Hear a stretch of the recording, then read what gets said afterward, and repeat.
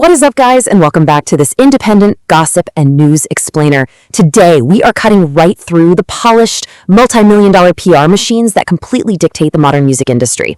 Listen, we talk a lot about manufactured narratives on this show, but today, we are setting all of that aside.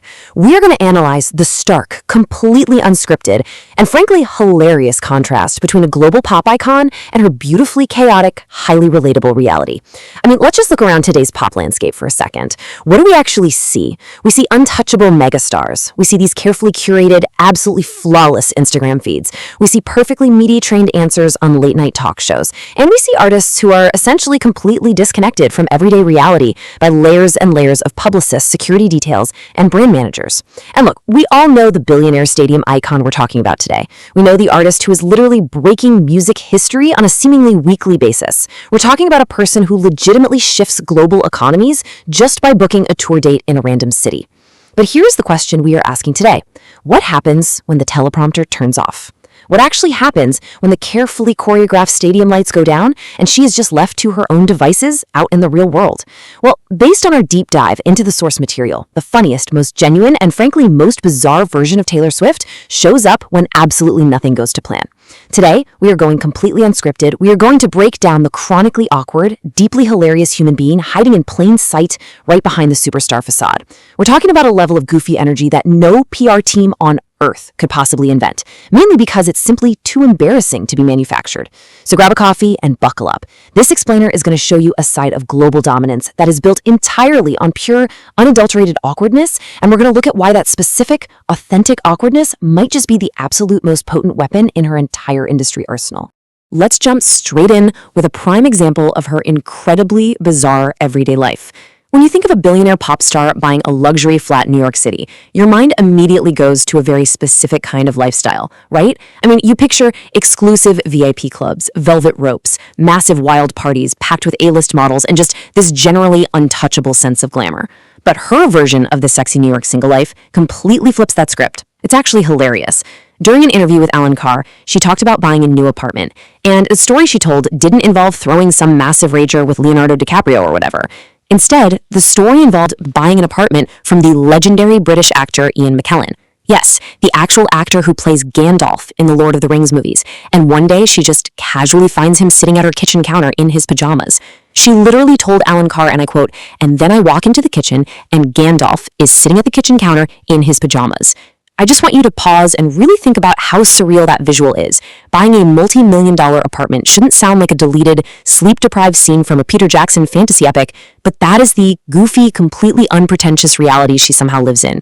It is this total lack of typical Hollywood pretense that starts to paint a much clearer picture of who she really is behind closed doors. She's not trying to curate some cool, edgy aesthetic for the paparazzi.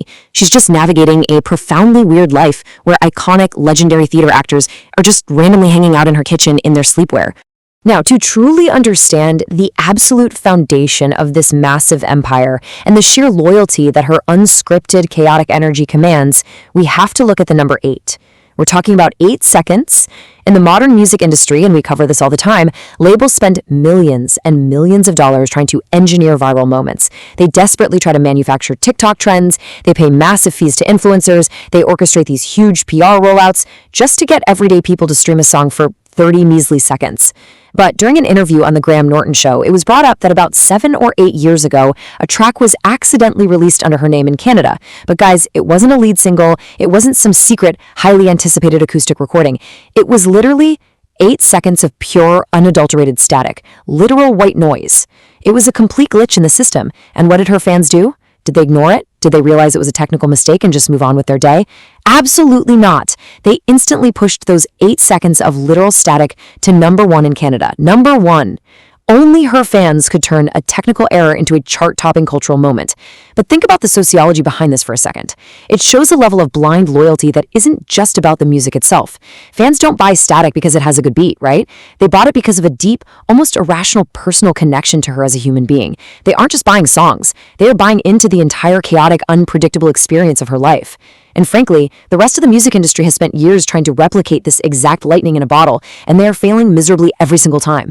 There is just a massive, undeniable, thematic contrast between the billionaire stadium icon who can confidently command the absolute undivided attention of 80,000 screaming fans and the regular human being who gets completely and utterly mentally defeated by a basic elliptical machine. During a chat with Jonathan Ross, she detailed a trip to the gym during Paris Fashion Week. Now, first of all, Taylor literally calls the elliptical the lazy person's running machine, which is already a deeply relatable starting point. But she wasn't just exercising. She was losing a personal psychological war against cardio. She walks in trying to explain the scene like she accidentally stumbled into a habitat of an entirely different genetically superior species. She's surrounded by supermodels because, of course, she happened to go during Paris Fashion Week, and she is just completely overwhelmed. She's talking about these models to Jonathan Ross like they are runway aliens who have unfair posture and who probably sleep on clouds. And guys, it actually gets worse. She describes this one specific model who is running faster than a racehorse for 30 minutes straight without breaking a sweat. Taylor is already visibly suffering, sweating it out on the lazy person's machine, when the model's Italian boyfriend enters the scene. And what does this guy do? He leans over the bar of the treadmill and they just start making out while she is still sprinting at top speed. For Taylor, this was the absolute breaking point. She mentally quits the gym right then and there because even the treadmill came with a high fashion romance subplot that she just could not compete with. She even told Jonathan Ross, "I can't run like they do." And when he tried to throw a basic polite compliment her way, she was completely defeated by his simple British kindness. It's this massive gap between the woman who practically runs the entire global music industry and the woman who feels entirely inadequate next to a model on a treadmill that makes her so endlessly fascinating to analyze on an independent news level. But honestly, the gym is just a warm-up for the real social gauntlet. Section 1. Surviving Awkward Encounters. Gym Intimidation, Richard Gere, and Cricket.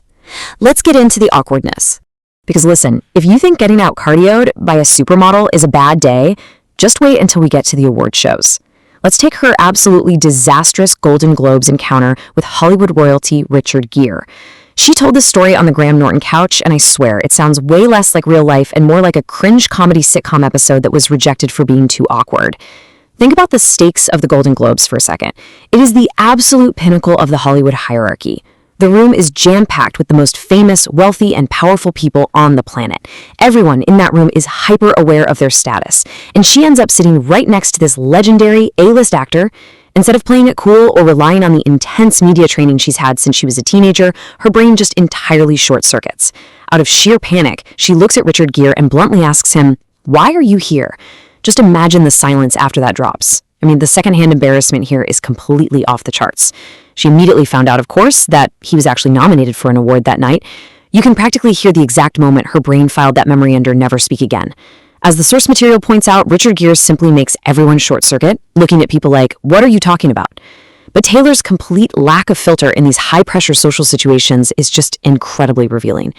In an industry where everyone is desperately trying to prove they belong in the room and acting cooler than they are, she accidentally insults a major nominee right to his face because she just panicked.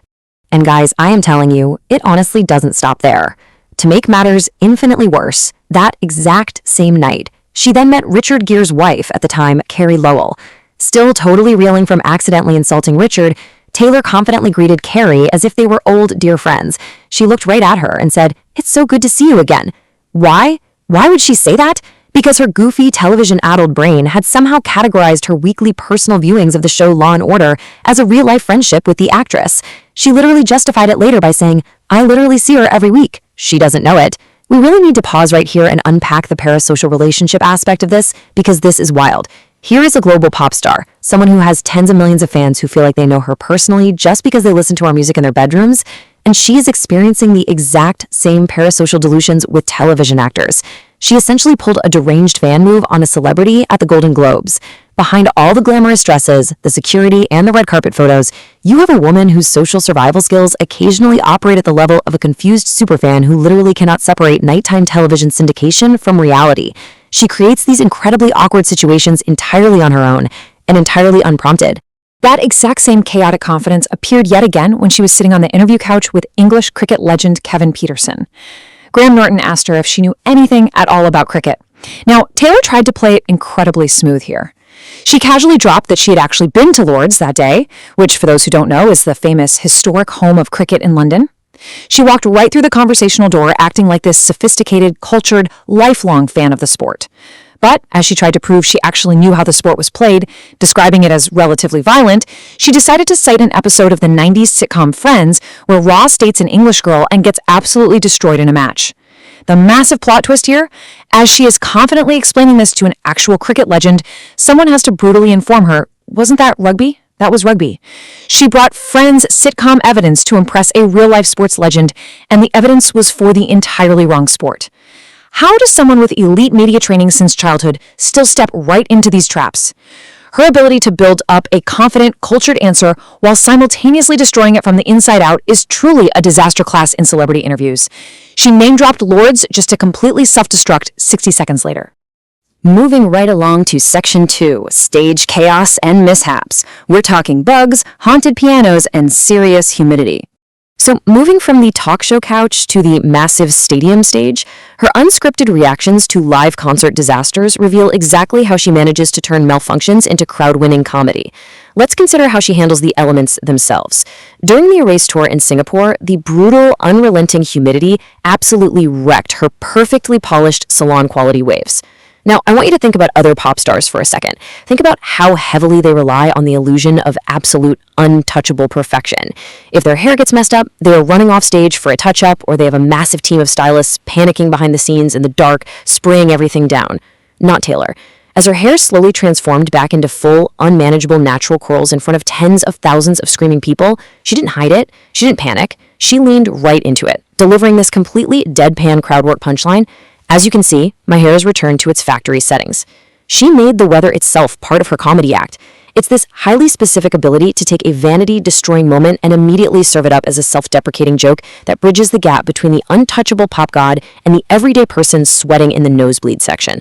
She weaponizes her lack of physical perfection to break the fourth wall. And honestly, it gets grosser and somehow even funnier, because she basically follows a strict 3-step process for handling a live stage biological hazard. Step 1. She accidentally swallows a literal bug while singing her heart out on stage in Chicago. Step 2. Instead of gagging, calling for water, stopping the music, and running off like a massive diva, she fights through the cough like the show just added an uninvited backup singer and boldly calls the bug delicious right into the microphone. Step 3. She turns a gross emergency into the absolute funniest part of the entire show. And the craziest part of this whole thing? It happened again in London. As the source material jokes, at this point, the bugs are not just interrupting the tour, they are actively auditioning for it. Because apparently, in Taylor's world, even choking on a flying insect needs a solid, rehearsed punchline. Just think about the sheer absurdity of swallowing bugs multiple times on a billion-dollar worldwide tour. Her instinct is never diva panic. Her instinct is always stand-up comedy. It is an unmatched level of stage presence where absolute chaos is just treated as an impromptu opening act to entertain the fans. And even when the environment actively turns against her wildly expensive stage equipment, she remains completely unfazed. During a massive downpour at the Eras tour, the rain hit her grand piano so hard that it literally started playing by itself, sounding like it wanted its own solo. Taylor just stopped, laughed off the haunted instrument, looked at the massive rain-soaked crowd and stated, "I didn't play that." She didn't throw a tantrum about the broken equipment. She didn't yell at the sound guys. She simply grabbed an acoustic guitar instead and let the haunted piano lose the round. In another show, the piano lid broke entirely because apparently even the stage furniture wants its 15 minutes of fame. But guys, this pivot to the acoustic guitar is actually a massive metaphor for her entire brand. Think about it. When the massive expensive machinery breaks down, when the high-tech production completely fails, the raw acoustic human element simply takes over and wins the crowd anyway. Through ghosts, pouring rain, and rebellious instruments, she proves time and time again that she can survive any live disaster by simply refusing to take it entirely seriously. Now let's look at Section 3, Paranoia and Easter Eggs. We are getting into album leaks and fan theories. But we really have to ask, what happens offstage? When she steps out of the spotlight, her relatable quirks manifest in entirely different, very strange ways. We are moving into the era of the mastermind who is seemingly terrified of her own creations. She operates at the absolute highest levels of the music industry, which means the threat of album leaks is a very real, multi-million-dollar corporate problem. But her reaction to it isn't just standard corporate security. It morphs into this incredibly entertaining, low-key, terrified paranoia that dictates how she interacts with the modern world. Speaking with Alan Carr, she confessed this deep, genuine fear. She bluntly stated, "I don't trust technology. I don't want to talk about leaks. It freaks me out." But it goes beyond just hackers, guys. She started questioning stuff that is recording us all the time, showing a legitimate, deeply held fear of hidden recorders in everyday objects. So how does she get around sending digital files to fans for early listening? By going full secret agent mode. She admitted to literally stalking her fans on the internet, contacting them completely out of the blue, and bringing them to her actual physical house to listen to the album in person. You really have to look at the psychological juxtaposition here. She has this intense, crippling distrust of corporate technology and digital communication, but she counters it with an intense, intimate trust in random internet strangers inviting them into her living room. And the funniest part? She noted that the first group of fans didn't even realize where they were when they arrived. It is peak Taylor behavior. Weird, slightly paranoid, but ultimately incredibly sweet and highly entertaining. And this brings us right to the flip side of all that paranoia. The famous Easter eggs. She sat down with Jimmy Kimmel and looked absolutely defeated, saying, "Jimmy, I'm so tired. I'm just so exhausted. I've tired myself out. I have nothing left." Why is a billionaire exhausted? Because she's the architect of her own exhausting conspiracies.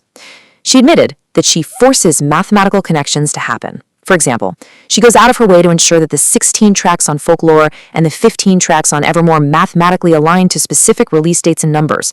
She described the secret agency of dropping clues and hints as very annoying, but it's fun. It is peak self-aware Taylor. She admits she created the entire Easter egg problem, forcing herself to play both the criminal leaving the clues and the detective managing them. It is the ultimate trap for a creative workaholic. During the same interview, she even calmly referenced a Reddit chart tracking the profanity in her albums year by year, ultimately just blaming the entire year for her bad language. This proves one major thing. She is chronically online. She isn't just dropping hints and walking away to a private island. She is actively lurking on Reddit to see how random people are mapping out her swear words. She is entirely trapped in a massive web of lore that she herself spun. Section 4. The relatable homebody. We're talking antiques, cats, and Gandalf. Let's see what she does in her downtime. So let's transition into her actual private life. Because when she isn't planning exhausting musical Easter eggs, tracking down internet fans, or surviving stage bugs and haunted pianos, her idea of a glamorous single life is shockingly, hilariously mundane. Despite the massive wealth and the private jets, where, by the way, her biggest reported fear during severe turbulence wasn't a crash, but that it ruined her steak dinner, her core off-duty personality is basically that of an eccentric, elderly shut-in. For a Gossip and News Explainer, it's such a great angle to dissect how she actively rejects the typical A-list nightlife that we see from literally everyone else at her level. Her main priorities are hoarding antiques, surrounding herself with cats, and living in Ian McKellen's old apartment.